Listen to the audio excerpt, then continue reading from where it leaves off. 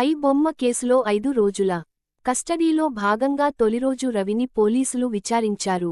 ఈ కస్టడీలో కీలక విషయాలు రాబట్టారు. ఐ బొమ్మ రవి బ్యాంక్ లావాదేవీలపై ప్రధానంగా ఆరా తీశారు సిసిఎస్ పోలీసులు. రవి నెట్వర్క్, ఇంటర్నెట్ సోర్స్ పై కూడా విచారించారు. రవిపై ఫారెనర్స్ యాక్ట్ సెక్షన్ జోడించిన పోలీసులు ఎన్ఆర్ఈ, క్రిప్టో కరెన్సీ, పలు వ్యాలెట్స్తో పాటు దేశంలోని బ్యాంక్ ఖాతాలపై ఆరా తీశారు. ఎందుకంటే రవి బెట్టింగ్ యాప్స్ ప్రమోట్ చేసిన విషయానికి తెలిసిందే కదా. ఇక ఐ బొమ్మ వెబ్సైట్, ఐపీ అడ్రస్ సర్వర్ డేటాపై కూడా వివరాలు అడిగి తెలుసుకున్నారు. ఐ బొమ్మ వెబ్సైట్ రన్ చేసేందుకు ఐపీ అడ్రస్లు ఎలా మార్చాడనేది కూడా కూపీ లాగారు.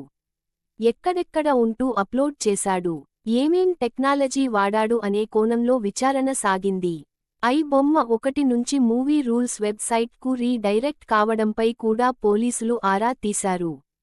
హార్డ్ డిస్క్లకు పాస్వర్డ్లు ఉండటంతో రవి ద్వారా వాటిని ఓపెన్ చేయించి ఎథికల్ హ్యాకర్స్ సహాయంతో అనాలసిస్ చేస్తున్నారు. నెదర్లాండ్స్లో రవి హోమ్ సర్వర్ల డేటాపై కీలక ప్రశ్నలు అడిగినట్టు తెలుస్తోంది. ఇమ్మడి రవి వాడిన మొబైల్స్పై వివరాలు సేకరించారు పోలీసులు.